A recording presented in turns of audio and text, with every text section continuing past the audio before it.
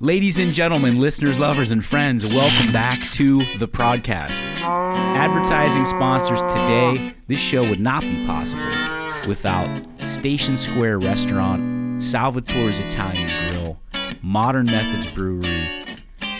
I almost screwed up. I almost said Green Life Holdings, which I'm going to say now. But Green Life Holdings has changed their names to Prosperity Partners, so shout out to them.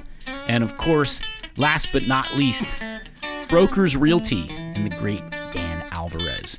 Thank you for sponsoring the prod. Now, on to our show. This young fellow, I've got to lead it like that. This young fellow is an artist extraordinaire. He is the principal and head artist at Strange Human Studios, Mr. Joe Gergley. Welcome to the show, my friend. Thank you for having me, Jim. Appreciate it. You're welcome, man. Have you ever been on a podcast before? Never once. Really? Yeah, this would be a first time. All right, man. This is like new grounds. Popping your podcast cherry. Yep, you got me. I hope that doesn't go over too terribly with the audience, the audience with good sensibilities that are listening. Yeah, you got to have a sense of humor. We're going to try to keep it PG-13, but Joe, feel free to make it X-rated if you want. I just want you to feel free, as every artist should feel free. Sounds good. Thank you. For those of you that don't know, Joe is a painter. He is also a designer. He's wearing, for those of you who are watching, he's wearing a hat and a shirt that are Strange Human Studios apparel. He does stickers. He does murals. I want to talk about all these awesome things that you're doing, kind of your transition from being a young guy here in the Warren Youngstown area, heading out to Denver, living a life out there, starting Strange Human, coming back, and kind of all the in-between. So the first question is, how, and the viewers that are on YouTube can kind of see the hat and I should have had some stickers. I still have some of the stickers you gave me, man. I just had a pile of them. I gave them away right before I got here. I threw them in a box that I was shipping out. Yeah. Nice. Yeah, I saved I gave some of the ones away you gave me, and I saved some of the ones too. I should have brought them out and I could have showed the camera. But for those listeners and those folks who are going to chastise me for not bringing the stickers out, kind of explain and describe your art. How do you view your art? If you had to classify it, and I hate when people ask this anyways, because I know it's a mixture of different. It's definitely a hard question to answer for sure, but I don't know. I'm based illustration, so like I grew up watching like hand-drawn cartoons and animations, so I guess that's like the root of it all. And then obviously I live in the world, so pop culture influence is always there, and like other artist influences. Sometimes it's inspired by things, sometimes it's just like my own.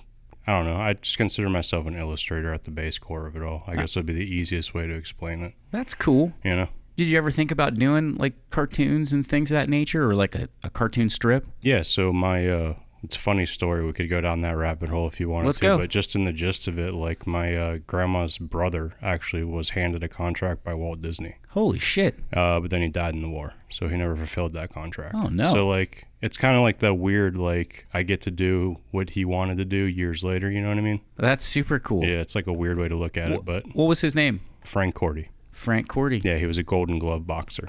Awesome, man. See, that's kind of a cool thing, right? He was an artist and he was an athlete, and not just any kind of athlete. It wasn't like, this is no knock to you tennis players out there or anybody doing, but he was a full contact in probably, if not the toughest sport, one of the toughest sports. It's just you and yourself. Your trainer's in the corner.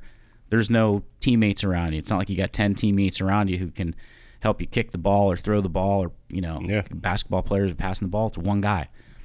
So what an interesting thing. I'm always curious about this concept for folks who are athletes and artists, how that dichotomy in this, especially this environment like Youngstown, Warren, Northeast Ohio. There's other areas in the country, obviously, Iowa, Michigan, different places that are kind of tough places. Yeah. Areas in New York City. They're all over the world, but how sometimes that gets, your art side gets tamped down because society, or because of the machismo that surrounds, especially a sport like boxing or football or whatever.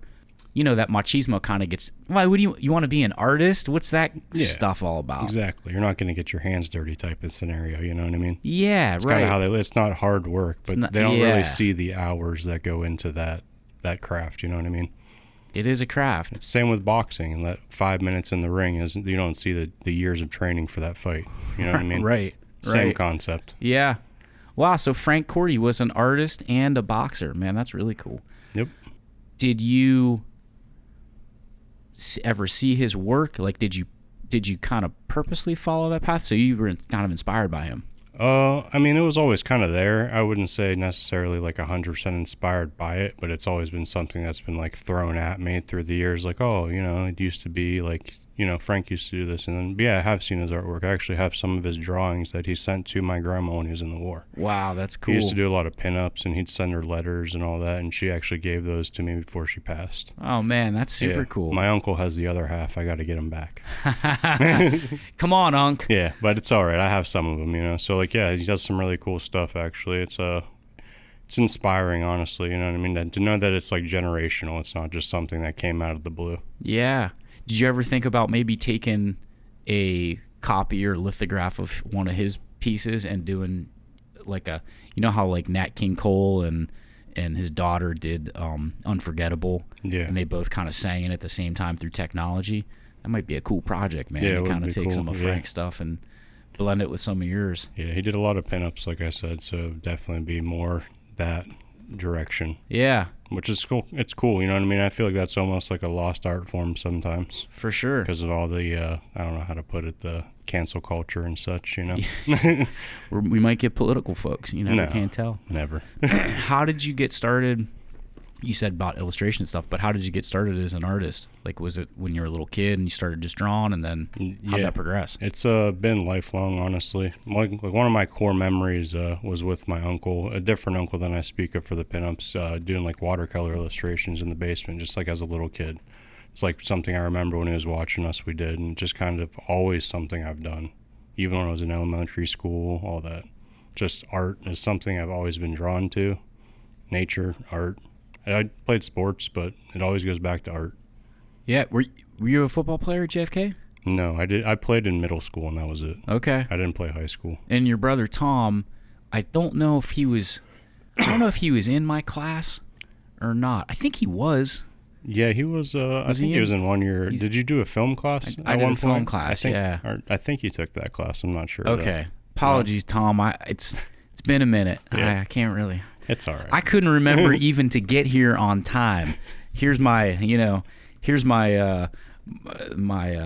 confessional today. Poor Joe calls me up at 10 to 11, and he's like, "Hey man, what's up? How do I get up here?" And I was like, "Are you there now?" And he's like, "Yeah." I'm like, "Oh, I have you down for 2." And I was explaining to him, here's my excuse, right? I'm like, I'm traveling for the next 2 weeks. I'm trying to get my stuff together and blah, blah, blah. But what a kind of artists are kind of known for this. And I try to shuck that stigma, that artists are flighty or they can't keep time or, that kind of stuff. I'm like, pride myself on. If I'm not going to make it to the meeting on time, or I'm not going to make it to the production on time or whatever, I'll give you a notice, like, well in advance. Up. Yeah, a little heads up. Yeah. And this awesome guy came down here and was gracious. Of course, I apologized as much as I could, and he was like, it's no problem. That shit happens. Yeah. Are you a punctual person? Yeah, I try to be, because most artists are the opposite. So, like, right? That's it's what I'm silly. saying. I've had jobs, actually, I've walked into, and people are like, are you the guy? I'm like, yeah, it's me. They're like, you're not what I was expecting. It's like, because you're on time? I'm on time. I'm dressed well. Yeah. Like, it's like, I got paint on my clothes, but I'm professional. Yeah. I know, man. That's wild. So, when you were illustrating as a kid, was it ever to, like, stories? Did you ever do that kind of route where you were like, like creating characters, like a Calvin and Hobbes kind of thing? Or yeah, that was actually one of my huge, probably one of my favorite comics, Calvin and Hobbes. Oh, me too, man. I love that. Yeah. I didn't do like full blown storylines, but I was very like, I don't know, Calvin and Hobbes style illustrations, things like that. Just kind of copied what I was drawn towards as a child, and made my own illustrations too. But like, a lot of like mimic what you saw in that beginning stage, Sure. to try and figure it out. Because at that time I had no type of education. There was nobody around me that did it as like a profession. So it was just kind of like whatever I could find. It was always allowed, like by my parents, like, and pushed, but like they don't know what they're doing. It's actually funny because my dad did make art when he was in high school, and like he's really good at it. There's some paintings around the house now, but like anytime like growing up, it's like, oh, I don't know what I'm doing. So when you graduated, after kind of copying, for lack of better terms, like, did you go to art school? How did that all manifest itself? Basically, I mean, I went to Kennedy. You were a teacher there, and after that, it was like basically you got to go to college, and I knew I didn't want to like go to business, or which funny because I started a business, ironically, but I had to go to school, so it was like pick something, and I loved art, so I was like, I'm gonna go to art school, and I didn't even apply to multiple schools. I was like, I'm one-shotting this, and if I don't get in, like, I'm not meant to do this, right? So, like, I applied to CCAD in Columbus, and, like, I got in, scholarship, everything, like, bam, I guess this is where I got to go, That's like Columbus College of Art and Design for non-artists and prodders who aren't familiar. Man, that's not an easy school to get into. No. And certainly, I'm sure regimented and very career driven, like, right, that's a school where they kind of, after there's schools like when I got done with college, there was some guidance for employment, but not much. But that's a school that kind of, at that time it was accredited top 5 in the country, and they would constantly compare my workload to a Harvard student, obviously on a different level of intellect, but like, the amount of work I had to do outside of the classroom was probably double, if not triple. Well, you brought up being, owning your own business now. Did they teach you those kind of classes while you were there? Did you ever have like honestly, intro to business or like a tax class? Or it depends kind of what route you went through that school, right? So like fine art kind of gave you a little dabble in that. Illustration was probably the most core of like learning technique and all that such. Fine art was a little more lenient, like what can you spit at me type of situation, you know what I mean? Like I don't like to talk down on any art form because I love it all, but like it's kind of like throw shit at a canvas and like explain it, you know what I mean? Right. As opposed to like a proper technique and like structure, and like I learned something. I was paying a lot of money to go there, so like I wanted to learn something on top of like just like, oh, you're going to be an artist, you know what I mean? Right. Which they still gave us that exploration within that, but it was more structured. Like I was doing techniques from like the 1800s, like egg wash tempera. It's like I don't need to do that now. It's ridiculous, Right. But like I learned it. You learned it, right? So I paid for an education, and like it was worth every penny. But like I don't know, you have that. There's funny because like you have street artists, like you paid for school, like you're an idiot, It's like there's that, still have that divide. Yeah, which I think, however, the path that anyone takes is the right path. Yeah, I put a good emphasis, or I feel like I put a lot of what's the right word, credit, for lack of better terms, towards someone who's gone to a structured environment to learn whatever that particular skill is. Now, of course, people have YouTube now, and they have books, and there's vast ways of learning. Yeah, absolutely. My uncle Frank, who was a guitar player and vocalist and a songwriter, he went to Kent for a couple of years, and I don't think he even studied. I think he was studying like maybe business or general studies. I'm not even exactly sure. Yeah. But he was a self-taught and then also a lessoned guitarist. Mm-hmm. And he taught himself how to play bass and some other things. But he would always say, because I went to school too, and my degree's an art degree. Yeah. And he would always say, man, as a musician, a lot of times you don't have to go to school to learn it. You just go do it. Yep. And today, kind of production, or art, or it's not cost prohibitive anymore. Like my iPhone can shoot footage that looks amazing. Absolutely. And if I have some editing software, I can go make a movie or make a commercial and add graphics to it, and I can be self-taught. That's awesome. Mm-hmm. The stuff that you learned, like that egg wash technique that you never are probably ever going to do, my feeling is, because there was a lot of things that I learned in film school that like doesn't really apply to any of the stuff I do, even when I'm working on a film. Day, But it's like that knowledge, to know the basis of it, that foundational knowledge, for me, maybe it's just me convincing myself that it was good to go to school for 4 years. Yeah. But that foundational knowledge, I feel like, applies to your workload later on. Plus, it allows you and I'm not saying this for anybody that didn't finish school or didn't go to school or didn't whatever, but my dad would always say, he never graduated college either, and so he was like, hey, this degree is really a ticket to the show. Yeah. And it shows a potential employer that you completed something. It doesn't mean that you're, a great artist or a great videographer, a great filmmaker, a great writer. It just shows that potential, that you completed it. Yeah, it's still a piece of paper. Yeah. Like half of the people I went to college with, they don't even make art. Like probably on the side as a hobby, you know what I mean? But like they got factory jobs and you know what I mean? Did most of them graduate? Yeah. Yeah. I mean, majority of the people, it's a piece of paper in their closet, you know what I mean? Yeah. I didn't technically graduate, and I had like 18 credit hours left. Okay. That's also a story, but like we don't need to talk about that, you know what I mean? Okay. Financial situations and such. Scholarships got lost based on that. Well, I'll sum it up as I was called the Robert Crumb of my class. Okay. Basically, like, I don't know the reference, so he's an illustrator from back in the day. Okay.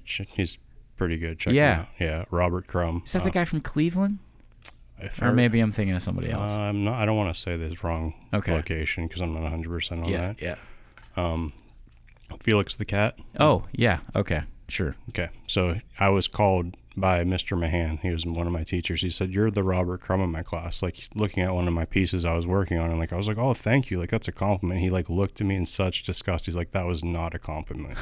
I was like, "Oh, what a dick." Yeah. Well, no, like we had a good relationship. So yeah. He was like, "You took that the wrong way," and I was like, "Oh no, I took it the right way." Yeah. So like they liked me, but it wasn't. I was almost the rebel in that scenario. You know what I mean? Because like I don't want to say nerds because that's like a derogatory term, but like, comic book geeks, like it's not something I got super into as a kid, but like those are the kids I was in class with, and like very sheltered, like in their niche, like anime, things like that. And like that was all new to me. I'm from Youngstown, you know what I mean? Like I grew up in it seems like a pretty big place, but it's not. It's a bubble, you know what I mean? So I got to college and I was exposed to like furries, things like that. Like crazy. Tell me how old you are again. 34. Okay, so I had 35, but yeah. Yeah, you're right, good. Yeah. So yeah, like I was exposed to a lot, and like I wasn't shell shocked, but it was like very eye opening experience, So like but I knew Robert Crumb, and like to be called that, I was like, oh, that's a compliment. He's like, no, you took that the wrong way. So like, the teachers didn't love me, but they didn't hate me. I was like in that gray area, but like for this type of school I was in, like it was a very strict like financial thing, and like I didn't get that cusp to keep my scholarships, and like I couldn't afford to keep going, and it was like kind of like a punk rock rebellion thing, like fuck this, I'm going home. Go do it myself. Yeah, exactly. Like I'm not going to be a teacher. I don't need a BFA, you know what I mean? Right. But like ironically, people like say I inspired them, so it's like I was a teacher indirectly to people, which is still cool. Yeah, a catalyst of inspiration. Yeah. That's awesome, man. Yeah. Lenten time or anytime, Station Square Seafood is delivered daily and always prepared fresh every time. And now to go with your salmon, swordfish, or any favorite dish, Station Square's small batch signature seasonings. Lemon pepper, Cajun, or charcoal steak rub. Need great food fast? Visit mysalvatores.com and order anything on our menu for a quick pickup. All of your favorites ready when you are. Specials available on mysalvatores.com. Order today. With that buzz of select Brazilian Dolce coffee beans, that brew Ipanema's seductively sweet beach coffee, they mingle a flawless measure of their crisp Darlene lager. Somehow, somewhere in a secret lab with modern methods, they blend a perfectly balanced, light, uplifting, gold medal winning brew known as the Percolator. Available at Modern Methods Tap Room or the new Darlene Lounge on Courthouse Square in downtown Warren. My creative partner also did not finish school, and he is one of the most gifted videographers and really, I almost want to say programmer, but he's not really a programmer. Yeah. But when you are working with Adobe Premiere and After Effects and some of these higher end editing programs and graphics programs, and he does all kind of shit in design. I mean, I can't even list all the programs. Oh, it's but insane he's like how many there are now. Awesome at most of them. Yeah. And he's an incredible artist. In fact, one of those paintings back there, and there is his, and another one there.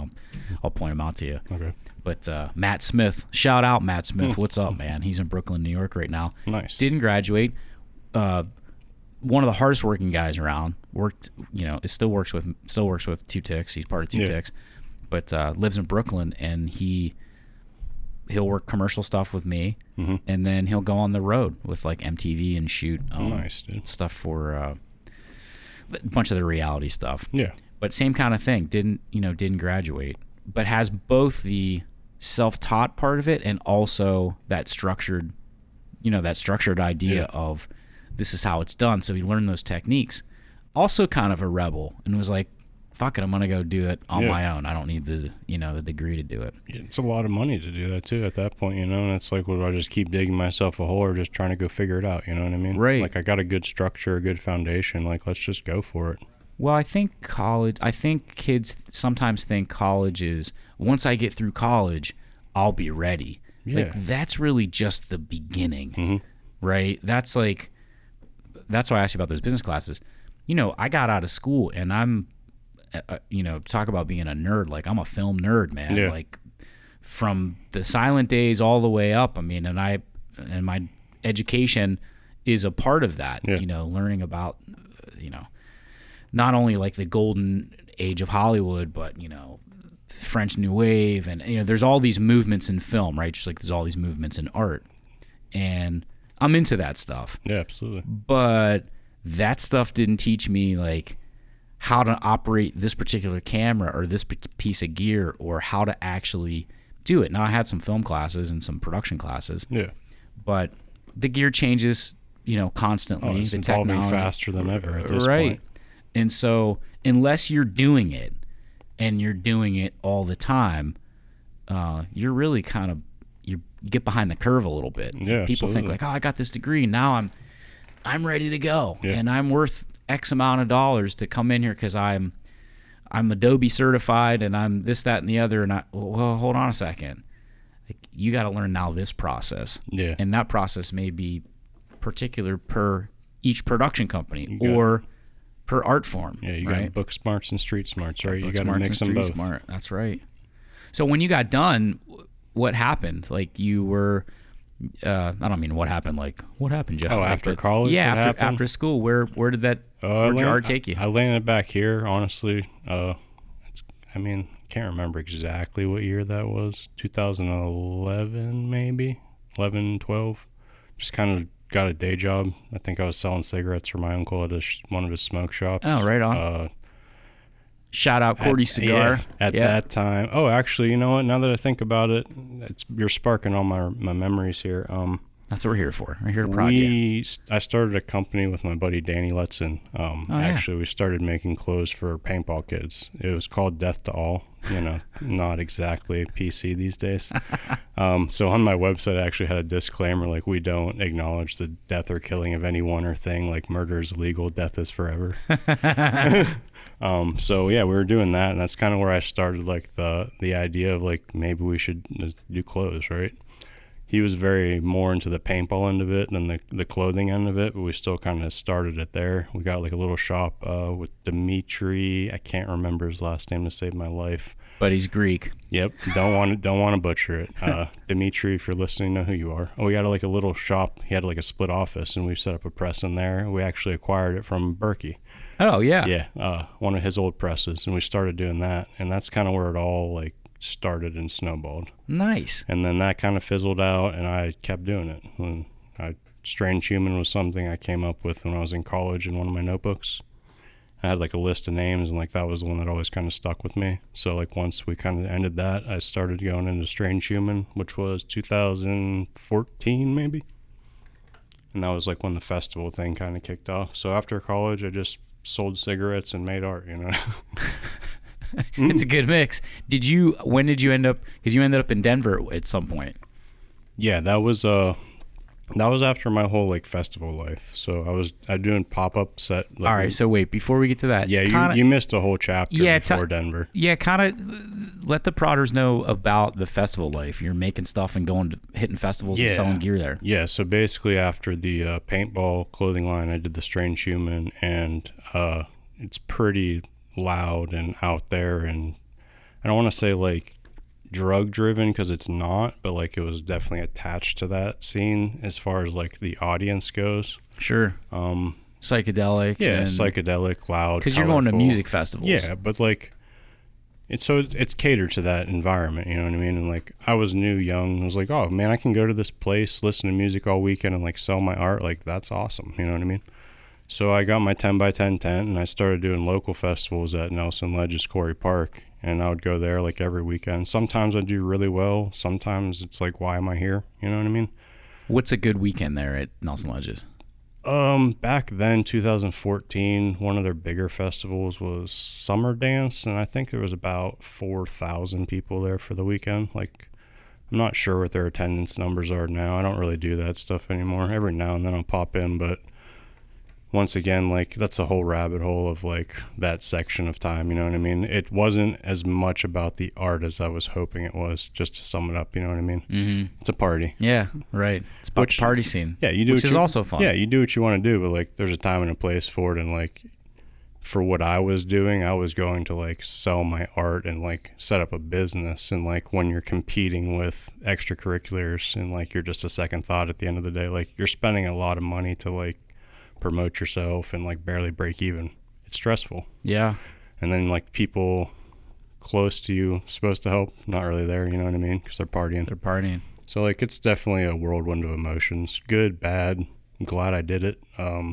Wouldn't take any of it back, but not gonna do that anymore. You probably learned a lot though, like especially like in communication and talking with people, because you got a wide range of different folks that are showing up there. That's also part of the issue, man. Like I would meet the same people weekend after weekend, and like they're like, "What's your name?" It's like, "Well, dude, fuck off. I met you 5 times now. Like, how spun are you right now?" You know what I mean? Right. Like, so that was kind of like part of why I like had to step away from it all.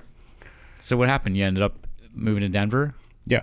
So like I obviously, you know, Youngstown's not hopping for the art scene, and I knew what was going on in Denver. I followed a lot of people that live there as far as the art scene goes, like graffiti muralists and all that.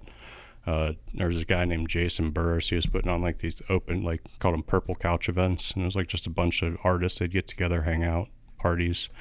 And I knew like obviously drugs are still involved. It's everywhere, right? But like it was a different, bigger scene. Something potentially could be out there, you know what I mean?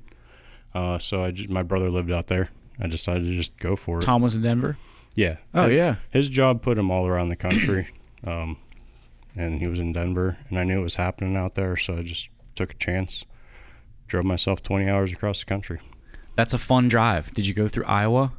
Yeah, Kansas is the worst. I got to disagree with you. I made that drive right after college, and at that particular time, this was probably 2000, so a little bit before we were big into Taco Bell, man, because we were kids and it was cheap. Mm-hmm. No Taco Bells in Iowa, fucking no Taco Bells. We just drove and we're like, well, all we want some tacos.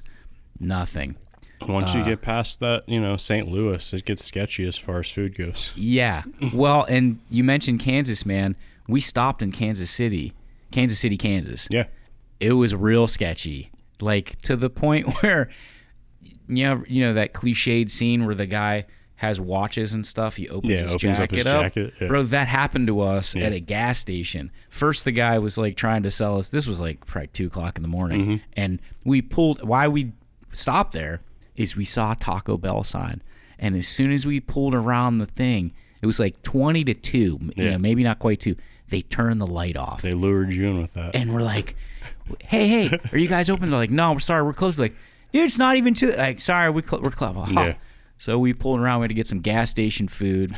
We were driving through the night. This was on the way back to Ohio, and we stayed out there a couple of weeks. My cousin was at CU in a master's program, and so we were in Boulder, but you know, Denver, Golden, we went all around the place. And this guy came up to us and he was like, "Yo, what's up, young bloods? You guys need some of this?" He had he offered us crack, cocaine, weed, everything in his jacket, anything he had, and then found out like no, dude, we're just trying to get some food. And he was like, all right, young bloods, how about some watches? And on his other side, he had all these watches. Dude, it was straight. I swear to God, that's exactly what happened. It was straight out of a movie. Yeah, you can't make stuff like that up. And my buddy who was with me, whose name will go unmentioned just because I don't know how he probably won't care, but he's a businessman now, and he was like, he's on the side. He's like, dude, get the fuck out. Hit the gas. We got to get the fuck out of here. He's like, we're going to get killed here. I'm like, we ain't getting mugged. We're from Youngstown, man. They don't give a shit. Yeah. Technically, we're from Warren. People would step back when they found out I was from Youngstown. Isn't that funny? When I was out west. Yeah. It's like, I'm not that intimidating, but you say Youngstown with it, it's like 2 steps back. Well, you are 6'2". So yeah, I'm just saying. I'm not a super small guy. So you get to Denver, and then, like, what happens, man? You start... I started... As soon as I got to Denver, I was a janitor at a bowling alley. So that was why I moved there, right? No, had to have a job. But yeah, I just kind of started like getting around, meeting people, seeing what the art scene was like. I got connected with a place called Spectra Art Space. Shout out to Sadie and all the girls over there. Actually, they're super dope people. Hey, girls. She just got married. Congratulations. Oh, also. nice. Congrats. Yeah, it's like an Love that name, Sadie. Yeah, art collective. They do monthly shows. It's kind of like a curated space, and each show has a different theme. They started doing immersive art experiences. I'm not sure if you're hip with Meow Wolf. Started in Santa Fe. I'm not. No, that sounds cool though. Yeah, it's an interactive art museum out in Santa Fe. It's pretty wild. So, like, just an example, like you go in, you open up like a dishwasher, a dryer. And it's like a slide. You go into like another room. Whoa. You can like touch stuff on the walls and like music starts playing. Like it's a full interactive museum. When you say drugs, I think of mushrooms when you say these kind of things. It's a very mushroom friendly environment if you were to go there. Yeah. So they just built one of those in Denver, actually, their second locations. But Sadie kind of does like small scale events like that in her space as well now. So I kind of got hooked up with all those girls and I was doing shows. Just submitting a couple pieces here and there for each of the shows. They're the reason I kind of snowballed, actually, to be honest. They do like it's called Colorado Vibes, and it's just like a curated show for locals. And they gave me 2 full walls, like how it's broken down. I was new to town, like just met them and like had a lot of work to show, and they gave me a lot of wall space and it got a lot of attention actually. And like because of that, I got connected with other people. This guy named Matt, he was doing these open air art markets. It's like a big thing in Denver, first Fridays. Sure, yeah, so I've like, been to them. Yeah, so he was kind of branching out his section of that, and he called it the Denarket, the Denver Art Market. Cool. And I was one of the main founders of that with him. So like because of that one space, it octopuses and networks its way out. Yeah. Nice. Yeah, so that's kind of where it started. When you went to Denver, did you drive out with some of your work? Oh, yeah, I was loaded up. Okay. I took everything I had with me as far as art and all that. I loaded How many up. pieces would you say? I probably had like 20 pieces with me at the time, but as soon as I got there, I hit the ground running. I was around art every day. It was the most inspiring city I've ever lived in. It's like you can go to New York for graffiti. Like Denver's becoming one of those spaces. Yeah. So they have these yearly mural festivals, and they get artists from all over the world to fly in like 5 to 10 days out of the year. And it's just a huge mural festival, and they paint all over the city. Man, that's cool. So it's like it's a hub. Yeah. I mean, you're around. I've met Gabriel Welch and Jeremiah Welch. Like I looked up to these 2 guys for years. I literally was face on face. I took a painting class with Jeremiah. Wow. Gabriel, I'm sorry. So like it was just crazy to be able to like look back and say like I did it. You know what I mean? Yeah, you're part of the scene there. But at the same time, it's a larger scale of what I was used to or was exposed to here as far as like small town like bullies.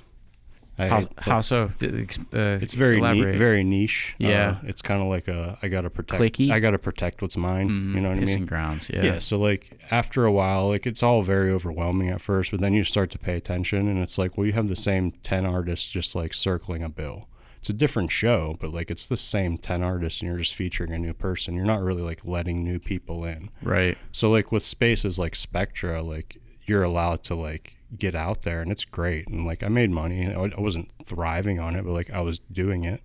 But then you try to like level up into these higher spaces, and it's like you're not fucking even getting in unless you start kissing ass. You know what I mean? Yeah, right. And then there's like the whole dark side of that, which is like I know you got to play games, but like I'm not trying to play games. If that makes sense. Right.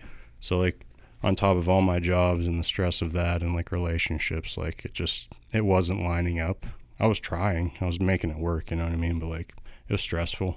How long were you in Denver? 2017 to about 2.5, 3 years. Okay.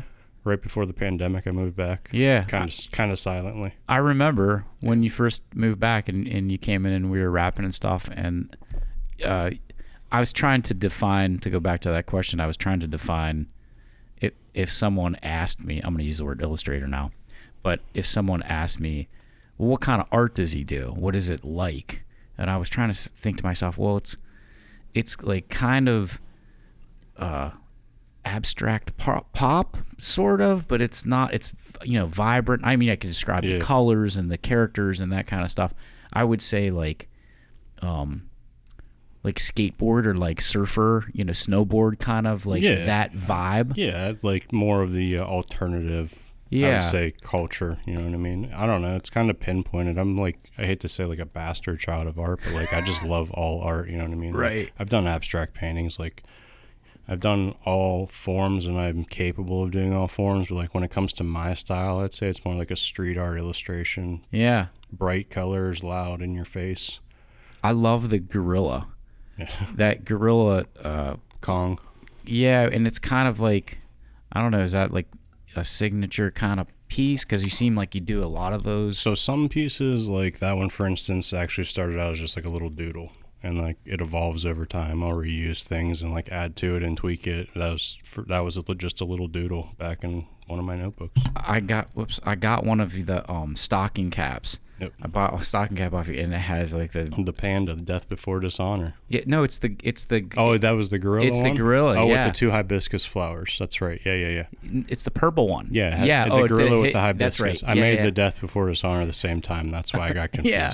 And I wear that thing in the wintertime because I'm a hat guy and I get cold easy, and I love that hat. And people are always like, "Where'd you get that at?" I'm like, "That's my buddy Strange Human Stew." They're like, "That's cool, man." Like, and everyone's like, "Did you get that like at a surf shop or like a snowboard shop?" I don't snowboard, but like, no, man. But that's the kind of vibe that I grew up in that, like X Games skateboarding. I loved all that stuff. You know what I mean? The skateboard graphics are awesome. It's actually something I want to do coming up. There's a company I found in Kent called Splattergoat. They do cool. Custom skateboard decks. So that's something I want to do in the future. Maybe reach out to the shop, you know, a couple places locally and get them in there. Well, we'll see. I'm sure you'll be able to. Who inspired you to do? What artists inspired you to? I don't even say do that kind of art, but just do art in general. Like, I mean, all of them. You know what I mean? Like anybody in particular? Like, you know, like or I any said, few? Robert Crumb, huge inspiration. Oh yeah. I mean, for a long time, I was a big Alex Gray fan. Sidetrack real quick. I went to one of his events in Denver, and now I have a different perspective of his artwork. But that's a whole different story we don't need to talk about. Okay. Ralph Steadman, you know, like he's iconic, huge. There's just Ralph Steadman. He did the Fear and Loathing cover. Yes. And so Steadman. Yep. Yeah. There's a lot of people. I can keep going. Salvador Dali, you know what I mean? Just different styles, forms. Surrealist action. Yep. Salvador Dali wrote a film once. Mm-hmm. Directed a film once called Un Chen Andalou. You ever see it? No. I'll send it to you. Nice. It's online, dude. It's While wild. We're on film, you know what the first film ever made was? I took a film class in college. That's why I asked this. The first film ever made was actually a film of. It's debatable. There's a horse, and you then already know. You got it. And the train. There, you know, there was a train arriving at the station. So there's some debate as to what the actual first one trying to was. prove if the horse leaves the ground. Yeah, don't come at me with some no, it was just fresh. Shit. It was one of my favorite classes when I was in school. The film class? It was a film class. It was awesome. We started from the very first film and worked our way up. It was great.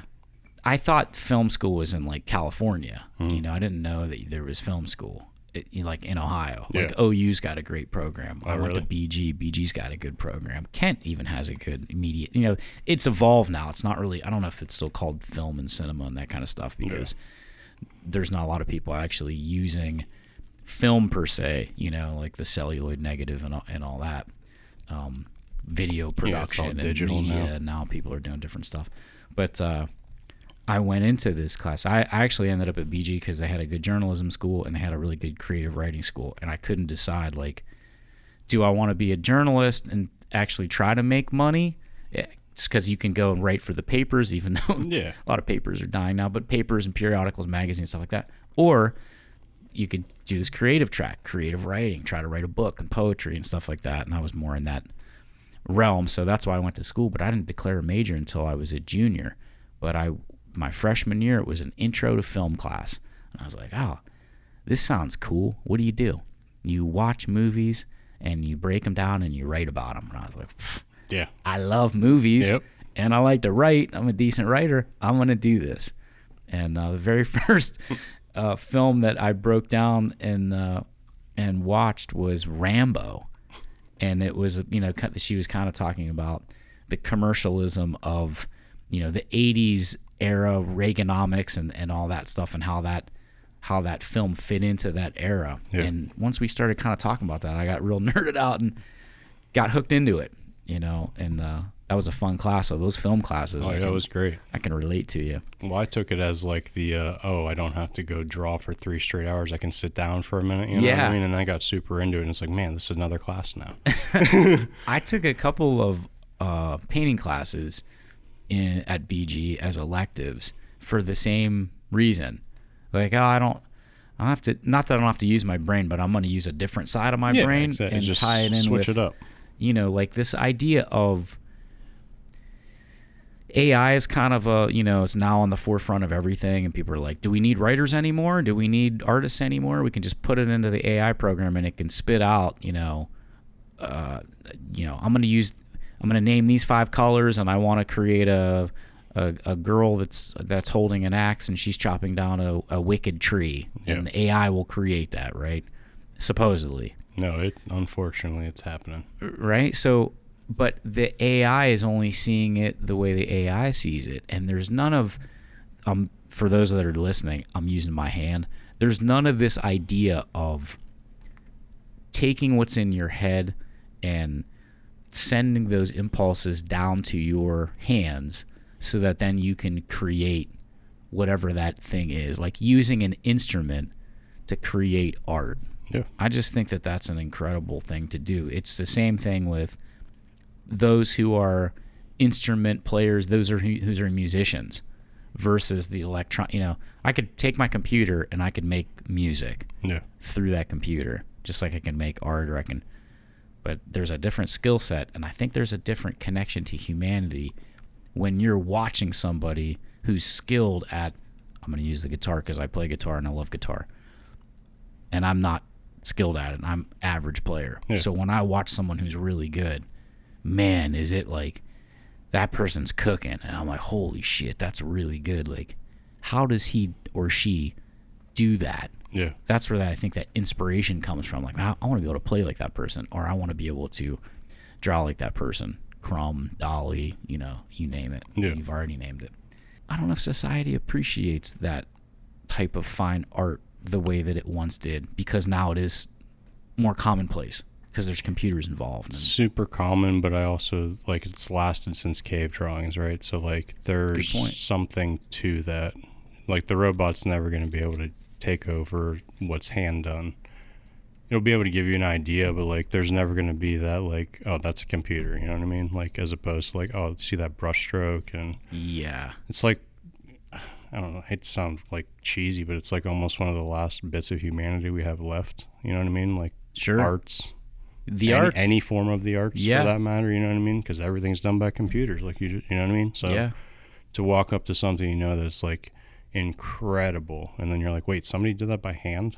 You know what I mean? I just went to the butler, Jesse Messersmith. Okay. Guy's phenomenal painter from Florida, I believe, if I remember correctly.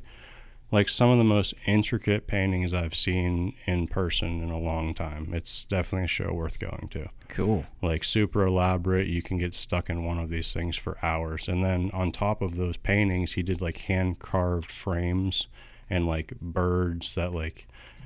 accessorize the framework, and like it's an incredible show. Wow. How long is that up for? Do you know? I think a couple weeks. It just opened on Sunday, so it should be there for at least 2 to 3 weeks. I'll try to get to it when I get back in town. It's awesome, though. That sounds cool. Yeah. If you're looking to buy new or sell your current home or commercial property in Northeast Ohio or Northwestern Pennsylvania, look no further than Brokers Realty at brokerssold.com. Want to be debt-free faster, save money in taxes and insurance, and retire with more wealth? Call Zach Byler of Prosperity Partners Financial Solutions today for full-service financial advisory. 330-219-5225. I was talking to Matt Smith, and he was like, did you try this Chat GPT Yeah, program? everybody talks about it. I don't even know what it is. So it's basically you don't even have to type it in. You can use the voice activated Like command. just talk into and it. you can say, hey, rate me a story about this, and this is the character's name, and blah, blah, blah, blah. Because I was having, like all writers do, I don't want to call it writer's block. It's more like sitting down and the physical act of typing, putting the work in. Because I write a lot of times, freehand in a journal, and then I'm taking that and I've got to like put it into the computer because obviously no one's going to read my handwriting in a manuscript. Yeah. And I was like, man, this is, he's like, how's it coming? I'm like, it's terribly slow. I've been trying to take time to write it, the first quarter of this year. I was like, I'm going to take time and I'm going to write 500 words a day, 5 days a week, and I'll give myself the weekend off. And I was on some rhythm for a while, and then it kind of fell off. I'm trying to get back there again. I've just started up kind of writing again. But he was like, you should try this Chat GPT. Yeah. And of course the big thing is for all artists, the actors, the background players in movies are now having this issue with the SAG strike, right? They're trying to fight for their rights so that somebody just doesn't computer generate, which happens anyways, but doesn't computer generate all these entire extras. thing, yeah. And so he's like, oh, try this Chat GPT. It'll write what you want it to write. And I was like, maybe I'm a dinosaur. Maybe I'm done. So I'm like, I got to understand it though. So I download it and I put in some, here's my character, not the actual name characters because I'm paranoid about giving it any, any of my feeding creativity. it too much information. Yeah. So I put the things in and it spits out an acceptable and very well punctuated grammatically and otherwise, spelling and usage, and it was very good in those terms. But it wasn't you. And it wasn't creative. And there wasn't, and maybe through me feeding it, giving it more input, but it didn't have a voice. Like I'm writing in, this story is in first person. So the main character is telling the story in present tense. And it wrote it in third person, and I went and changed it in first person. And it changed all the, changed it properly, corrected it. But it didn't have there was just something there that was missing. Now, maybe with more input, if I spent more time and did it, maybe it would have that happen. If you fed it more of your brain, it would spit you If I fed back. it more, but it's still... But that's like that. The artist. That's in itself is what holds me back from it. Like it's like, yeah, you can keep feeding it until it gives you exactly what you want. But Or you like, could just do it yourself. at what level? You know what I mean? Yeah. It's like you did it without asking, should you do it? To quote Jeff Goldblum from Jurassic Park. Oh, yeah. Nice. A Spielberg movie, man. You're coming up with some... That's my favorite filmmaker. I didn't even think we'd talk about AI and that kind of stuff, but I'm kind of glad we are because the world is... I mean, that's where we're at. It's where we're at, man. But yeah, like you said, you're a dinosaur. Like I'm 34 and like I touched a computer and like graphic design and all those programs when I first went to college. And now that I'm out, I feel like it's evolved so far beyond what I was taught. Oh, for sure. And so like you're always learning, but there's just too much of it at this point to learn it all. Yeah, you're never going to learn it all. Especially with all those AI programs. Like you cannot learn all of them. Well, and the thing of it is, like, that's where, at least in what I'm doing, and sometimes I'm a one-man, band. A lot of times, and more often than not, especially on commercial projects that are, have a budget and they're bigger, you're bringing other people in. And so, like I mentioned, Matt, I'll shoot it, me and other people will shoot it. Yeah. I'll do a pre-cut, send it to him. He'll do the finishing. and then we have somebody else that can do music, or we have other people to do voiceover, or so you're creating this kind of team environment. Yeah. And especially in running a business, like you're selling apparel and merchandise and stuff like that, that's always a consideration, even if it's someone who's just doing your books, or someone who's just, sourcing the t-shirts or sourcing the hats, or, finding you better deals on that.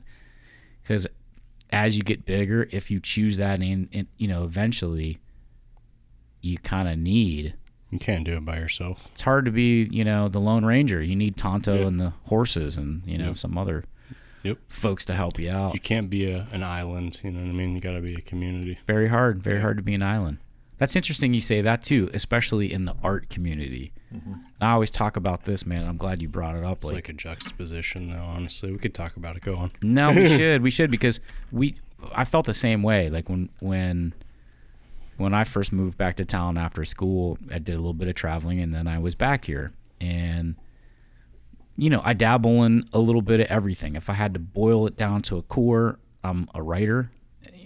But I like to draw, I like to paint, I like to make music, I like to sing, I like to act, all those things. I like video. But there was a group of us at that time that were trying to get into some of these like local galleries. And man, it was a clique. It was like, so, and they proclaimed, oh yeah, we're for new artists and stuff like that. And they'd have like a new artist show like once a year, where you'd have like, you'd be in this, 50 people or whatever. Yeah. But you couldn't get any it's hard to get heat that way, right? And certainly it's hard to get sales if you're only showing one piece. Oh, we accept this one piece.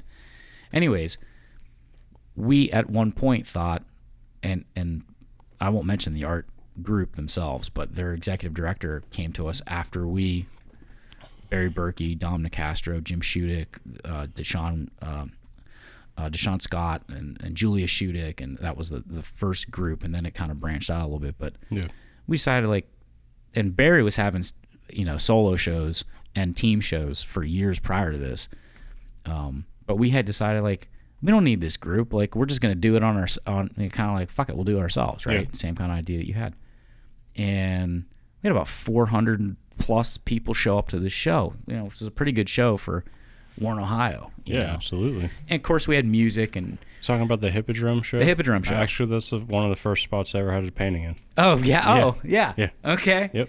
That was the second show. I think were you on board the second show or third show? I can't remember that. I can't remember, but it was. Yeah. You guys were upstairs. Yep. Yeah.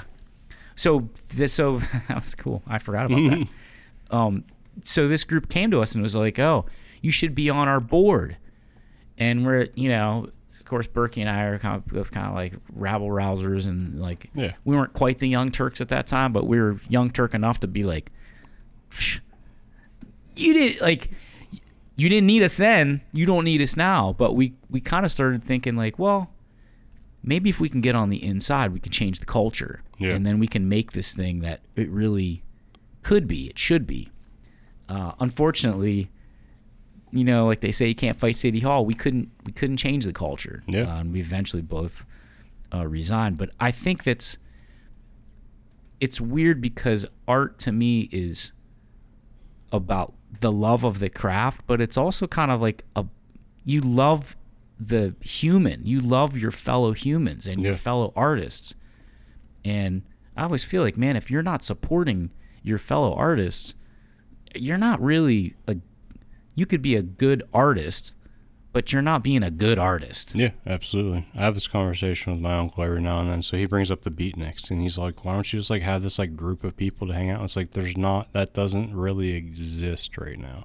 I mean, I'm sure it does, don't get me wrong, but I haven't found a spot to where I felt comfortable and this is a trustworthy group of people. It comes back to how do I use you and get more out of you situation. It's I hate to pinpoint it, but I learned that on the west coast. It's a very West Coast mentality.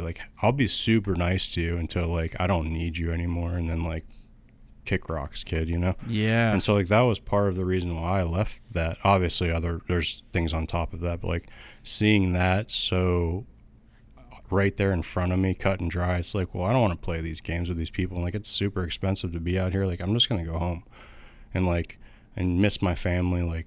we need art back home, you know what I mean? So like I brought this like mentality of like, there's all these great things happening in this city, like why is it not happening at home? It can like it's the same with like he made it, why can't I make it? So like that city's successful, like why can't my city be successful in that? Right. But then there's obviously other things that go into that, like financial, you know what I mean? We're from a Rust Belt town. Like it fell apart. There's no government help, you know what I mean? And you say like you want to paint a wall and someone's like, you're not vandalizing my building. Like I'm going to arrest you. Right. And it's like, well, I want to make it nice. Like what's better? Like a brightly colored wall that somebody put their sweat, tears, blood, and love into, or like a decrepit building with boarded up windows? Yeah.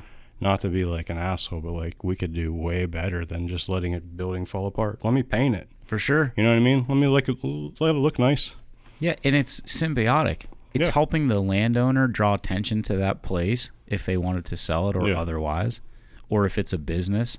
You know, it's helping people look at that business to find, and it's also helping the artist expand their repertoire. And who painted that?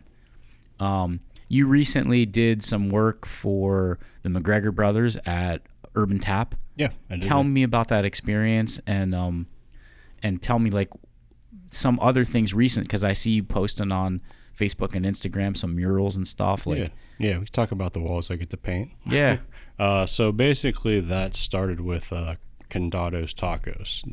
That's kind of like where I got my jump for doing murals. They reached out to me 2 years ago, and just on Instagram. Where's that at, so people know? Condado's Tacos is based out of Columbus, Ohio, but they've branched out. They got over 50 restaurants now all over the East Coast.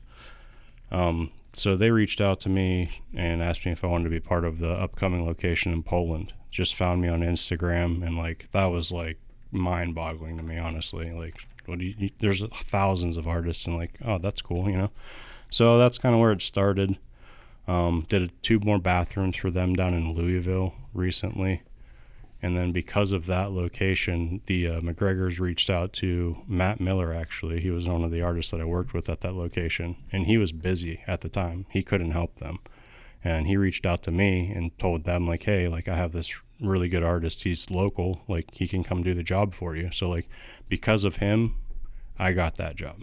Nice. And once I met Matt and Stacy and Jesse, like, obviously we hit it off and we worked well together. But, like, it was because of that Condado's job originally that I got that. Awesome. So it all kind of snowballs out when you meet the right people that are like willing to spread your name along and not like gatekeep you, you know, not to be all politically correct. The with my gatekeepers, terms, man. Like, I know. Yeah, they so want to hold the power. Yeah, he could have been like, no, like I can't do it now. I'll do it in a couple weeks. You know what I mean? Instead, he's like, yeah, he lives close. Like, let him do it. And they loved it. And then I ended up doing a canvas for him. I was supposed to do another piece for him, but they just haven't decided what we're going to do with it yet. So it's work in progress. They're great people, though. Great people. They're clients. They Matt and Jesse have Extreme Air. Yeah. The trampoline park, and then Matt and Stacy have Loaded. Loaded dumpster. Yeah. And recently opened Urban Tap, which I haven't made it down to yet since it's been open. I've been there a couple times in the process. Just, you know, they'll, hey, stop by, check out. What do you think about this? And here's the space. Cool space, man. That's on East Market Street in downtown Warren, beautiful downtown Warren, where we're located. Once you came back to Ohio, and how did you kind of reacclimate yourself to the scene to start doing? Because your business isn't just fine art. It's not just art on a canvas or on wood. It's again merchandise. Like you've got apparel, you've got those designs, you got stickers, you've got you do have art on canvas or blocks or whatever, and now these commission pieces like mural. How did that matriculate from you moving back to Columbus, or not to Columbus, from Denver? How long did that take? You came back at a tough time. You had the pandemic. Yeah, was like pandemic was rough. Relationship issues. So like at that moment in time, I was down for sure. Depression's a real thing. So at that point, I wasn't like hitting the ground running. I was just like, I moved home. Like I need to figure myself out and like figure out where I'm gonna go from here, type of situation. You know what I mean? I knew there was elements I wanted to continue doing. I knew I didn't want to go back to the festival scene. So I just kind of started doing the internet because it's really all I could do at that point. And I work with a company out in Portland. They Finley Hats. That's who I make my hats with. So I work with them because it's a patented design. We have Stampede laces that come down as a chin strap. And I really, that's where it all kind of jumped from again, if that makes any sense. So like, I'll give you a backstory of those hats. The first one I made was in 2017. I made 24 of those hats, and I gave them to friends, like barely like covered my cost to sell them, right? 20, 25 bucks to sell them. Couldn't sell them 3 years. I still had a few of them when I moved out to Denver and came back with a few of them. Now that exact hat, I could not like toot my own horn. I've had like $500 offers for. Like, it's like a unicorn in this community of hats, right? So, like, I reached back out into this group, like, hey, like, I made this hat back in the day. Like, would you guys be interested if, like, I kept doing this, you know? And everyone was like, yeah, like, do it. And so, like, that's really where it all, like, re-sparked, was, like, these kids bringing me back into this hat community, which, like, I'm forever grateful for all of it. It's been a roller coaster ride, like, but that is really, like, where the base of it all kind of, like, resurfaced. Because, like, I wasn't doing bad business. I was doing like sublimation stuff with like products cut and sew, and like I was selling it, but like I wasn't thriving, you know what I mean? And then like these hats, just like it snowballed out of control to where like I'm selling like 45 seconds, like hundreds of people are trying to buy them, and it's like, it's kind of overwhelming. I don't believe it type of scenario. Like I wait 6 months for my hats to sell out in 45 seconds. Like that's what, you know, like it's kind of wild. Yeah. But, so that is like really where I focused, and just like I was doing just the internet stuff, you know, like real low overhead, like trying to focus on myself, like still painting on the side, which is why I had so many paintings on display right now, because like I was just painting in a hole for 2 years. Internet, like I have my computer's full of designs and graphics that are like both political and non-political that like people don't even know exist, because like I was in an art hole. I came back because I wanted to be an artist, and like it was easier to do here financially. And so like that's what I did. I also left the relationship and like told myself like it was because I needed to do this more, and like if I didn't keep pushing that, like it was almost like I fucked up scenario. So like I just motivated you. Yeah, well, it's like why did I do that if I didn't stick to why? You know, I believe this is what I need to do, you know what I mean? And like a relationship and art don't really mix that well financially. It can be tough. There's challenges. Yeah. And so, like, I don't know. I just kind of, like, put my head down. That's what I'm going to do. I'm going to fucking make it. You know what I mean? I still struggle. You know what I mean? But my bills are paid. I got a roof over my head. I'm happy. And I think right now, happiness means more than anything. And, like, happiness is the whole tied in with health. Because I don't think a lot of times it's easy to be happy if you're not healthy. Yeah. But happiness and health, man, should be priority number one. Yeah. But, yeah, I mean, I just hit the ground running when I came home. Like I said, there's things out there in Denver that were happening that, like, I know I could bring art back here and people will appreciate it. Now, they're not shelling out money like they do out west for art, that's for sure. But, like, it's just a different culture. I survive, you know what I mean? I do graphic designs for people and things like that. Excuse me. Yeah, and like honestly, once I decided to put my all into it, like financially it follows. Let me ask you this question. Now I'm going to go back and listen to that and think like, why do I always ask permission to ask this question? Just ask the fucking question. That's why the guy's on the show, right? That's all right. Let me ask you this question. It's like when people go, let me be honest with you. Yeah. Were you lying to me the other times you were talking to me? Okay, but let me ask this question. Or maybe it's a statement.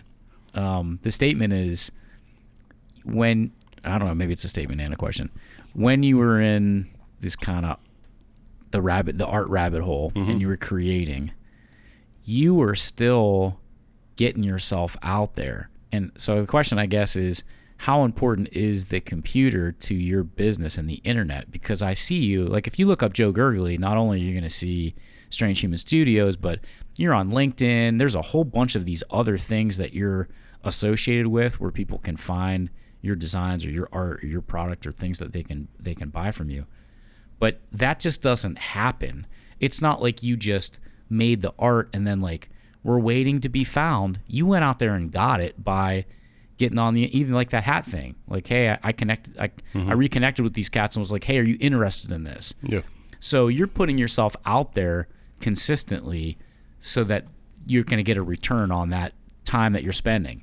Yeah, I invested into the social media, but I'm not like over invested, if that makes sense. to Sure. Where I'm like, at one point in time, I was like, I got to be this like post every day, like get it all out there, and it's like, no, that's not what I do. That's a job in itself, For sure. and it's like it's just social pressure, like that keeps you going back to that thought, but that's not what it is. It's just got to grind it out, I guess.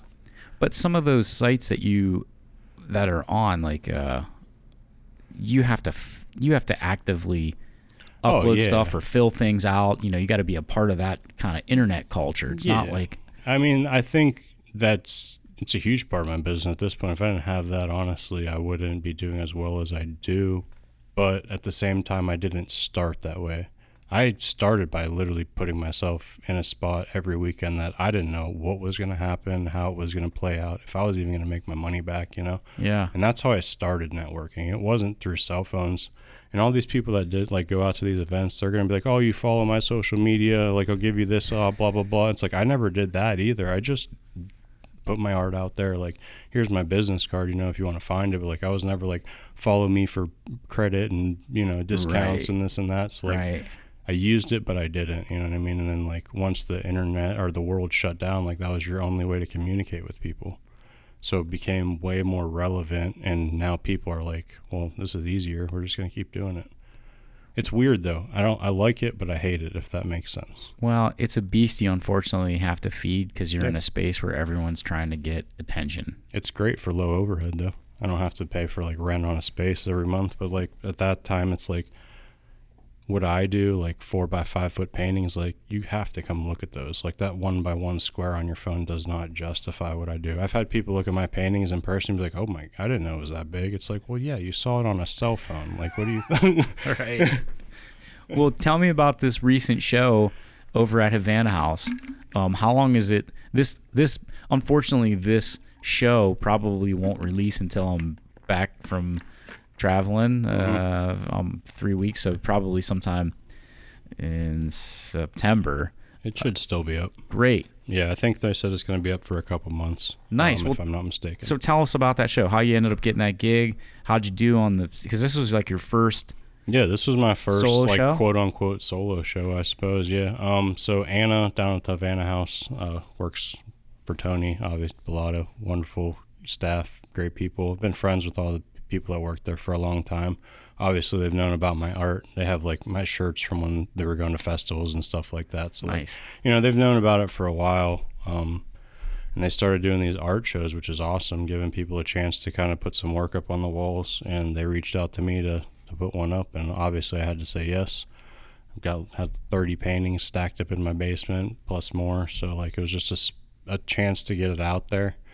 I didn't go into it with any like expectation of financial, like I just wanted to put an art show on. I've never been able to have all of my art besides in stacks in the floor in my basement, And so like it was just an opportunity, and then it went well. There was a lot of people, big turnout, and sold some original stuff, a bunch of like prints and little stuff all night. Like it was a really good time. Nice. It surprised myself, I guess, if that makes any sense.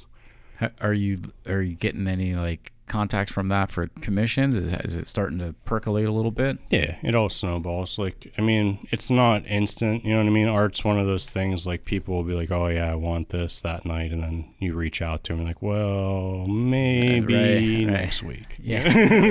And it's like, well, you reach out to it and you keep going, but, like, sold some stuff for not having a percentage or having to pay to be there. It was great. Like I'm used to galleries taking percentages, and I even offered Tony, I was like, hey, like once this is all done for the night, like I'll kick you guys, like whatever. And he's like, no, don't worry about it. Like I just want to do this so you have a chance to put your art out, which is awesome. Very cool. People don't do that around here, you know what I mean?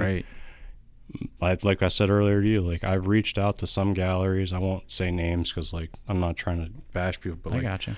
I think a small town doesn't allow for new opportunity as far as art goes. Like it's like an oil town, dinosaurs want to keep what's theirs. We don't want anything new. We're not trying to spike it up. And it's like you need fresh new things to keep it going. And like, if you're afraid to like stir the pot per se and like offend the guy who's been showing the same paintings for the last 10 years, like, I don't know, maybe it's not the spot for me. But like, that's why the Havana House was a great opportunity to go back to what we're actually talking about. Like, Sure. at first I was like, oh man, it's a smoky environment, like my paintings are going to get ruined. And then I was like, wait, like, this is like the crowd for my art. Like, they need to chill and like have a good time and like relax and get loose and have a drink. And like, that's what my art's made for. It's not made for these like uptight galleries. Like, what do I do with my hands? Like, let me sip some wine, which is, there's nothing wrong with that. Sure. But like, that's not for me. And like, I learned about the gallery scene as not a lot, but a little bit, to where like, it's about what you could sell to people. It's not about like what you do. And that's not appealing to me.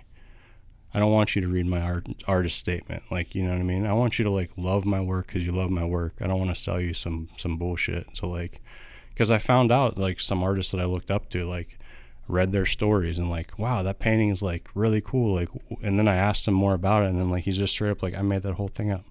It's like, wait, you literally made that entire story? He's like, it sold. Did you buy it? I'm like, yeah, but like, I literally thought that was like your childhood, dude. And he's like, no, that's just selling it. It's like, well, that's kind of like shady, you know what I mean?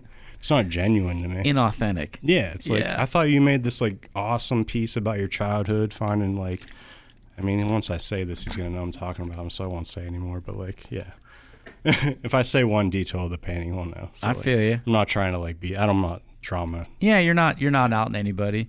But I think it's relevant to have these conversations about it, because I think that is tantamount to any art community. And the patrons sometimes, even the theater community is a different, you know, like, so you can go and do this stuff that is a certain way, and I'm not saying like not to use, artists shouldn't use these techniques or whatever, but if the art is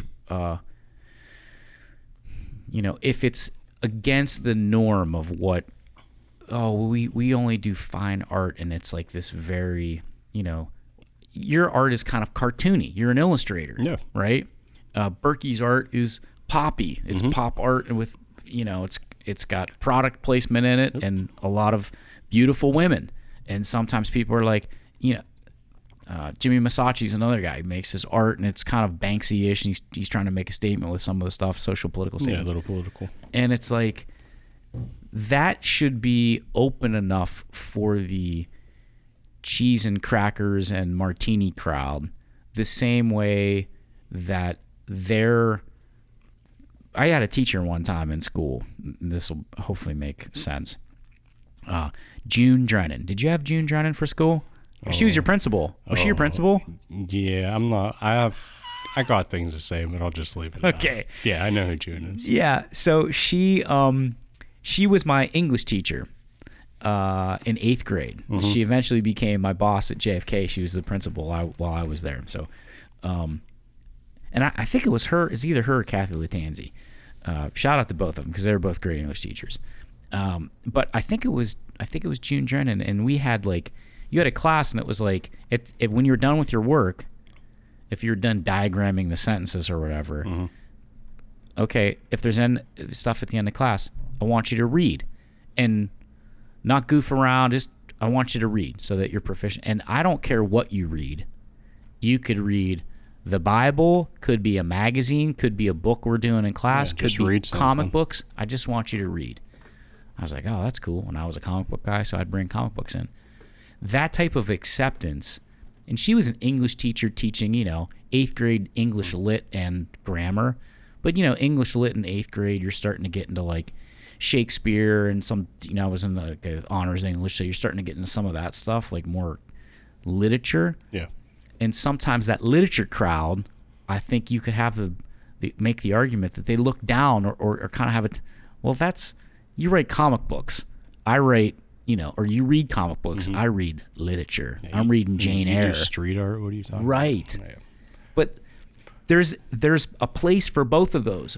All those things can exist in the same realm and should. And all those people, if you're really a artist or a supporter of the arts, I'm not saying you shouldn't have your own tastes, but you should be willing and open enough to accept that stuff and to support it. Yeah, and like a situation of a gallery, for instance, like you should be knowledgeable of the history of art, right? It's always evolving, it's always changing, it's never, it's not this stagnant thing. Right. And if you don't want to keep up with it, or like you started a gallery because you like art, right? So like you would think and assume that that person is very open to like what's coming down the pipeline. Now I understand if you have like grant money and things like that, you got to follow guidelines and all that, but like you're an art gallery. Even so, I think sometimes even if you're funded a certain way, Yeah, but like, it's art. Financials, man. Like it's a huge factor that you don't want to accept, but it is a thing. You know what I mean? Especially if we're in like a gallery situation, like they want to keep their doors open, they want to keep having shows, and like you can't be mad about it. You just have to understand it and find where you're supposed to be at. You know what I mean? Yeah. And right now, I'm not supposed to be in galleries, and like that's okay with me. I've accepted that. As much as I tried to get into them, you know what I mean? I'm sure there's small galleries that'll have me, don't get me wrong, if I've reached out to them, but like the local galleries, like it's not, I don't know, it's not hip, I guess. They want just like, it's boring to me, the art they have. And I'm not trying to like, I love all art, don't get me wrong, but like it's boring, you know? I'm in the same boat with you. I'm in the same boat with you. Soap Gallery recently closed. Oh, really? I could have seen that, you in a space like that. Yeah. I think they're reopening maybe in Poland. Okay. So maybe next year I mean, I've thought about starting like a space around town, honestly, like, and that's, I don't know what the way the times are, but like I know what I'm capable of, and I know like what I could bring to a space, and like I could allow other people that are hiding in the woodwork, for instance, to have a space to express themselves in the public, you know? Sure. Like those First Friday events in Denver, like we could do that here, you know what I mean? I can have a show once a month in a space, and I could have a theme, you know?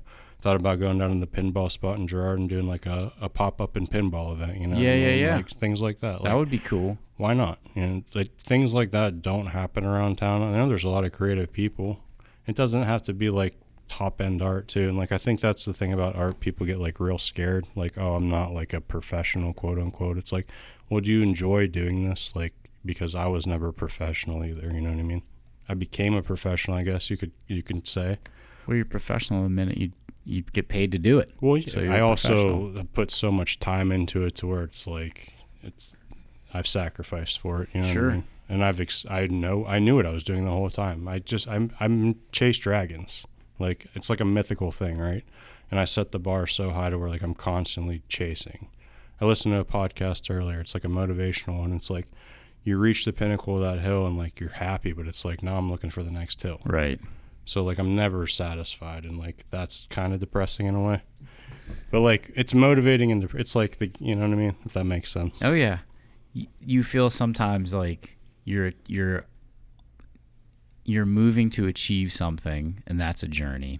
Then you achieve it, and you're like, yes. And the definition of that journey was to achieve that one thing. Talk about a mountain or whatever it is. Yeah. I just want to, if I could only just be recognized for this, if I could only do that. And then you do that thing, and then it's like, oh, wait a second. So that part of it is kind of like, there's a little bit of defeatism there. You're like, oh, well. And it's not because it wasn't as great as you thought it was going to be, or maybe it's not as great as you thought it was going to be, but it's almost like, now what? Yeah. And you don't want to be stuck in that space or just remembered for like, oh, I hiked to the top of the foothills in Boulder, which I always kid people. If you're from Ohio, those things ain't foothills. Those are mountains. That's serious. It's serious out there. Let's backtrack 1 second, because you did talk about, we were talking a little bit about the almighty dollar, right? And being a professional and having to make sales. I mean, you got to make a living at it and whatever. Yeah. Can you exclusively make a living as an artist here? You're kind of proof that that's happening, as well as some others. But do you feel you can make a living as an artist here? And do you factor into things like, are you making it a business? Like, is your business an LLC or is it an S corp? Do you know about tax write-offs and things of that nature? Because I think that's why I say like about the business classes and stuff at Columbus College of Art and Design, or really any school.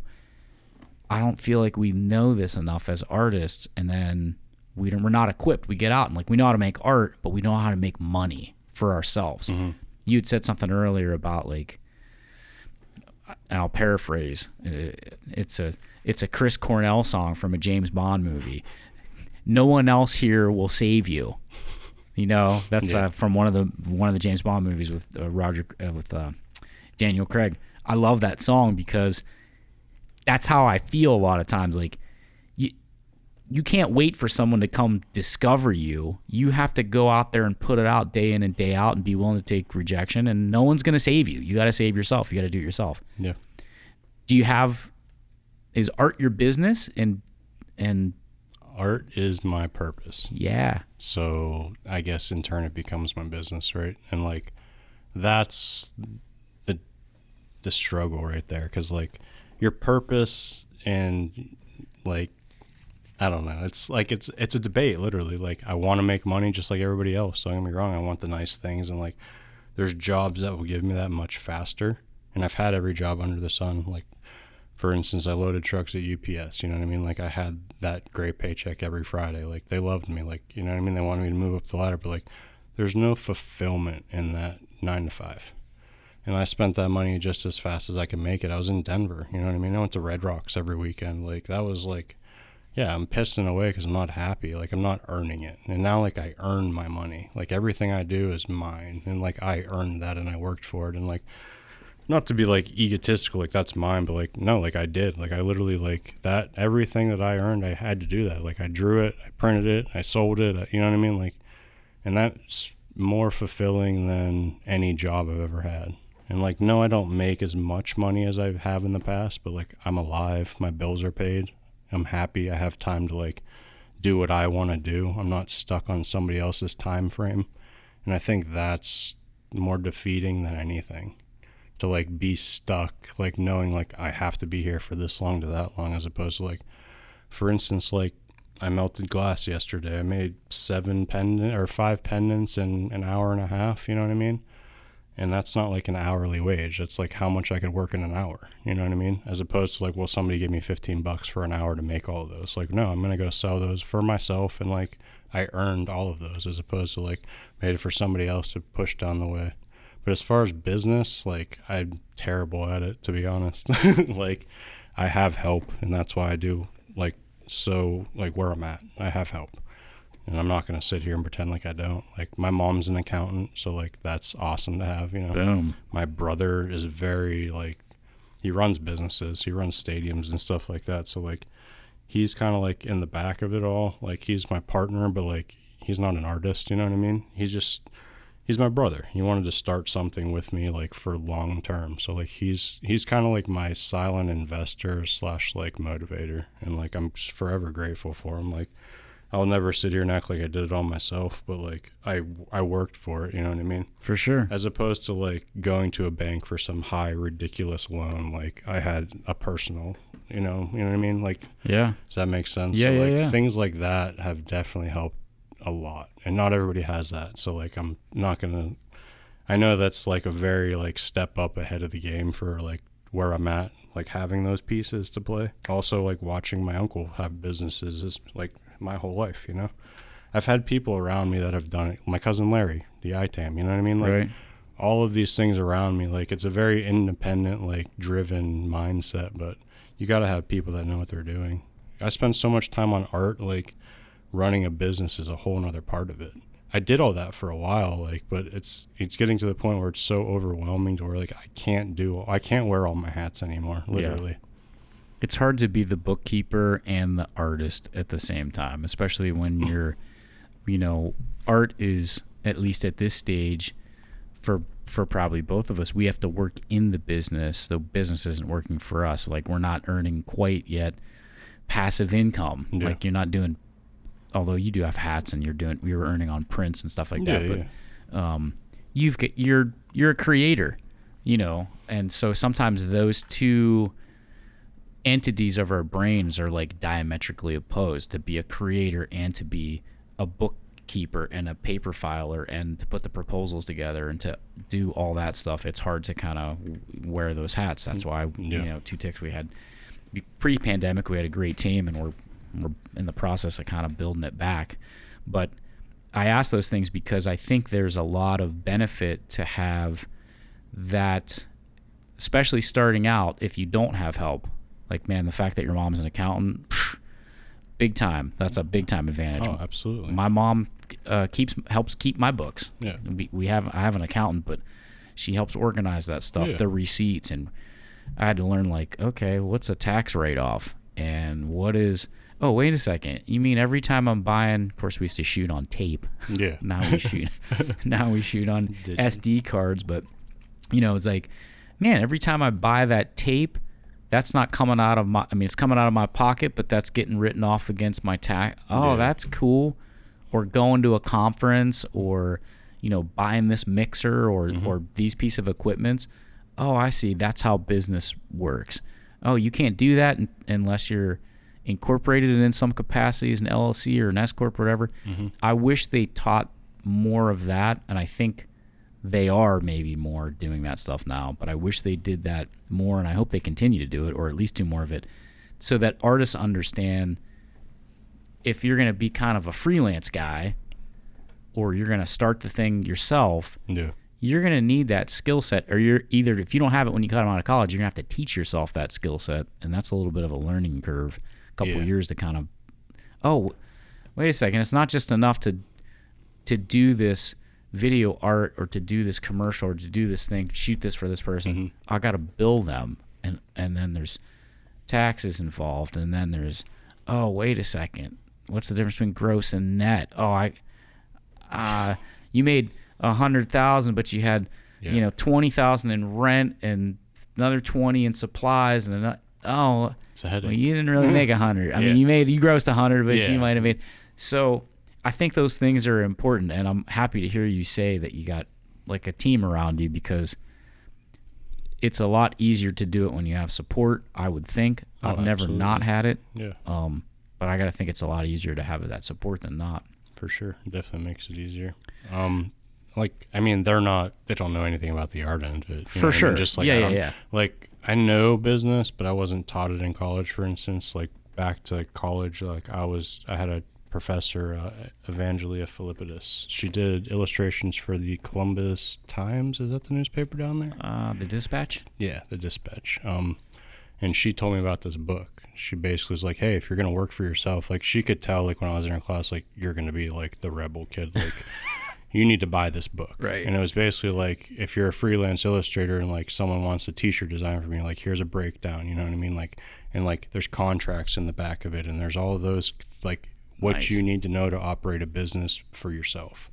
And, like, based on, like, a breakdown of, like, if it's a Fortune 500 company or if it's, like, a mom and pop shop, you know what I mean? So, like, I've had that book since the day I left college. If I didn't have that book, who knows, like, where I'd be. So that was a huge help, that one book. What's it called? Do you remember? Off the top of my head, no. Yeah. And I don't want to butcher it. It's sitting on my coffee table right now. Nice. I should know. The Graphic Artist Guild, it's like an additional book, but I don't want to butcher it, like I said. That's okay. But there's things out there to help people. Yeah, so there's definitely informational books to make it easier. Like the accounting and all that, grateful for that. But like I said, they're not in the basement printing shirts with me, you know what I mean? Right. Like, they're not designing anything. Right. All of that end of it, it's all on my back, and that's what I want to do. I love doing that stuff, you know what I mean? And like, so the fact that I can take a little bit of weight off and have somebody help me there, it's great. Well, and it helps you not have to dedicate all your time to splitting up. You know, I'm sure you still have to, like everybody, you got to take some time to, all right, this is how much I charge, and here's the invoice, and it's going out, and it's whatever it is. But you don't have to get stuck in just, it frees you the time so that you can do the stuff that you love. Yeah. Like, I love doing radio ads and TV ads and video and going to shoot, and like I said earlier, traveling to this place or that place and doing this stuff. Then I got to bill that stuff out at the end of those terms, or even before. Sometimes we take a deposit. Most of the times we take a deposit, but it's a lot easier when you have somebody assisting you with that kind of nuts and bolts of the business part, so that you can run and operate what I call the fun stuff. Mm-hmm. Like, sometimes I feel like I'm spending too much of my time on the paperwork part of it, and I'm like, man, I'm not really getting into. That's not why I did this. I didn't do this to run a business. I did it so that I could create my art for others and for myself and make a living at it. but in order to make a living, you got to do the paperwork. Got to do the paperwork. Yeah, so it's kind of a interesting balance. I'm glad that you are glad that you're finding your way, Joe Gergley. Oh, I'm trying. Strange human. I'm trying. It's a process, man. Yeah, just remember, that's it's a life. process. That's life, right? Amen. If it was easy, I wouldn't have it. Let me ask you this before I let you go, because I know that you are a busy man. If someone wants to find you, find your art, buy some of your apparel, look at some of your pieces, how do they do that? Social media wise, or if they're local, what's a good route for them to take? Well, locally right now, I have a show up at the Havana House in Niles. It is 5801 Youngstown Warner Road, right by Best Buy. Whoa, there. I knew the address and everything. Yeah, well, I had to put it on the flyer a bunch of times. Eastwood Mall, baby. Yeah, Eastwood Mall area. So that'll be up for a couple months. There's a bunch of original paintings there. Social media, Strange Human Studios. Instagram is probably my most used social media site, so you can keep up to date there. And there's my Big Cartel sites attached to that. I do have strangehumanstudios.com. Needs updated. It's hard to wear all the hats. Sorry, I try to do my best. But yeah, my Big Cartel is where my e-commerce comes through. That's updated constantly. Sometimes might have 2 things on it. It's just always revolving. Because most of my merchandise on there is limited edition, so you got to kind of catch it when it drops. But yeah, Instagram is probably the easiest way to get a hold of me. Is the Big Cartel is the link on your website, StrangeHumanStudios.com? Yeah, you can get to it on the Instagram. It's on the top. It's the link on the top of my Instagram page there. And yeah, I mean, that's pretty much my main. I work out of my basement. I don't really have like my own shop you can come to. You can come see my mural in the driveway. That's cool. Is that the one you just recently painted? Yeah, the fish and the frog. Yeah. Thank you. You got anything percolating in terms of like new commission pieces or any murals coming up? Got some shirt designs for some people. I just did one for Condados. I got some things going down, possibly down in Kentucky. It's not really determined yet, so it's like I don't talk about things that aren't ready yet. Right on. But other than that, not really. Just kind of enjoying the summer, staying busy. Obviously, I have like work to do, shirt orders and stuff, murals. Trying not to have the urge to vandalize things. Well, anybody out there, prodders that are Northeast Ohio or even outside of that area, give Joe a shout out at strangehumanstudios.com or his Instagram or Facebook page, because commission pieces, people. You might need a cool piece in your kid's bedroom. Yeah, I do customs. Yeah. My cousin down in Cincinnati wants me to do her kids' bathrooms, but 4 kids, life's chaotic. It didn't line up yet. It will. Yeah, I mean, I always got stuff lined up, but Awesome. I don't force it like I used to. Right. Yeah, let it kind of come to you. Joe Gergley, Strange Human Studios. I appreciate your time today on the podcast, giving listeners and viewers a little glimpse into a professional working artist and that lifestyle and how you came about and what inspires you, and hopefully those younger cats or even older people that still want to take a stab at it, they can kind of follow some of the path that you've laid down. Appreciate your time, man. Thanks for coming out. Appreciate you, Jim. Thanks for having me. And it's never too late to chase dragons. Amen, man. Get chasing dragons, folks, and always stay electrified. Until the next time, be kind to one another, and check you on the next episode of the podcast. Of course, all our episodes can be found at theprodcast.net. Be sure to like and subscribe on your favorite podcasting app. And we want to thank and shout out MDI Studios for keeping up our website. Until the next time, folks, stay electrified, be kind to one another, and check you in the next episode.